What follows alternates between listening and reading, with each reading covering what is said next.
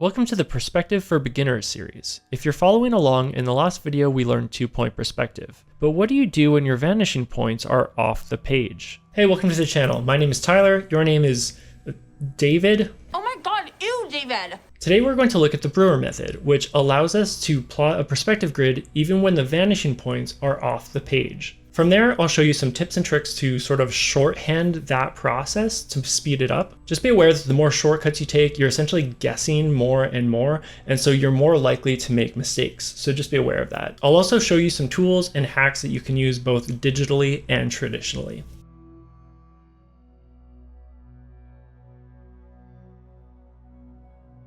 This is called the Brewer Method. So first we need two lines converging together as they move back in space. We know from previous videos that these lines will eventually intersect at a point called the vanishing point on the horizon line. Somewhere. We don't know where yet. Next we'll draw a line in the other direction going to a second vanishing point. Now the first two lines determine where the horizon line is. We just don't know where it is yet.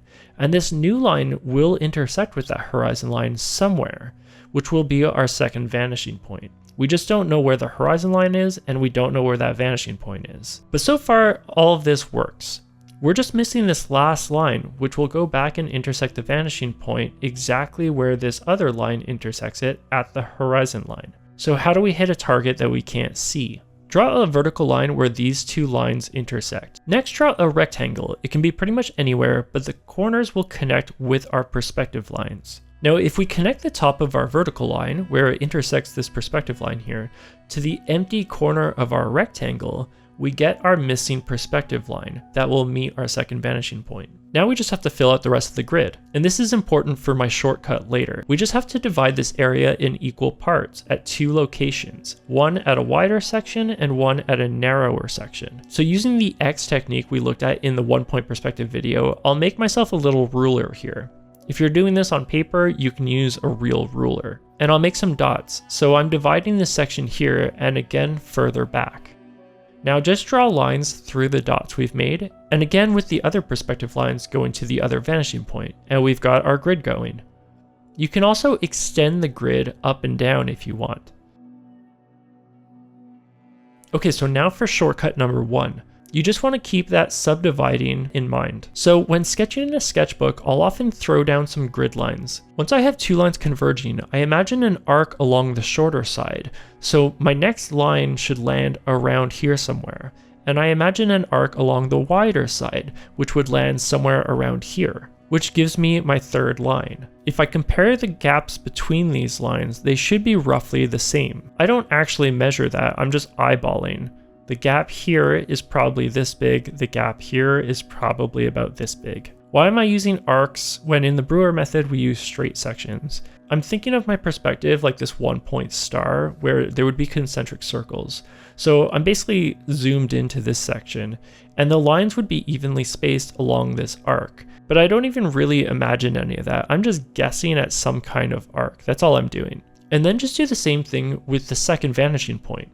Now here's the red flag with this. In the Brewer method, we knew the horizon line was correct and horizontal. In this shortcut, if you get it really wrong, your horizon line will be skewed, which you might not want. And in that case, your vertical lines will be skewed too if you don't notice the problem. You're going to start running into issues. So in this example, we're getting close to the horizon line because the top line is pretty horizontal, but on the left vanishing point, these are going to converge way higher, which means our horizon line will be skewed. So just try to guess where your horizon might be and try to make it even on both sides. Okay, now we can shortcut that even more. When just drawing a box, we don't actually need to draw a full grid. If I'm drawing a rectangle and these two lines are going to be the top of the box, if I know I want my box to be pretty tall and I know I want the base to be around here somewhere, I sort of imagine where those subdivisions would be, and then I can see what that angle of that baseline will be.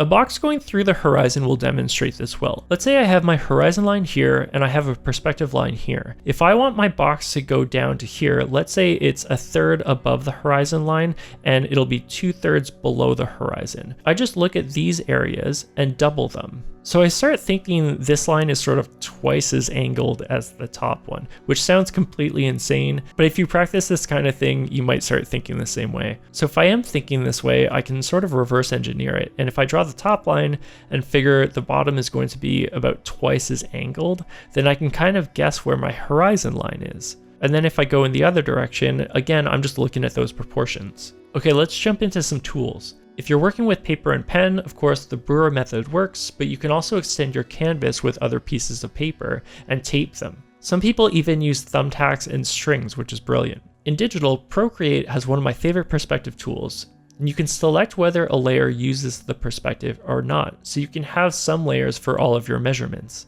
In Photoshop, you can use guidelines to determine where your vanishing points are, and then use the line tool to sketch out your perspective. I've also got this awesome 1-point perspective tool. Just make sure it's all on the canvas when you stamp it so that when you transform, your anchor is always at the center of that vanishing point. That way you can transform it any way you want and you know that your anchor point is always at the vanishing point. These can get huge and Photoshop actually keeps track of what is not on the canvas. So I've ended up with a 2 gig file that is just perspective lines. So once you have it sort of figured out, select your canvas and make a new layer. This way you're essentially cropping your perspective. So you'll lose all the other stuff, you'll lose the actual vanishing point, but it'll save the size of your file. If you're worried about losing the VP, when you still have this full 1-point perspective, bring the guidelines over to where the VP is. And then that way, at least you have a guide as to where your vanishing point is, if you need to reverse engineer it later. Then there's also a bunch of other downloadable tools that I don't really bother with because I'm cheap, but you can definitely find them on the internet. Okay, I hope that helps you measure out vanishing points when they're off the page. This stuff gets easier the more that you do it. I've done a ton of this kind of stuff in sketchbooks and you do get the hang of it pretty quick. In the next video, we're going to look at auxiliary vanishing points and turning objects in space so that they're not sitting perfectly in a perspective grid. As always, thanks so much for watching. Be good to one another and I'll see you next time. Okay, bye.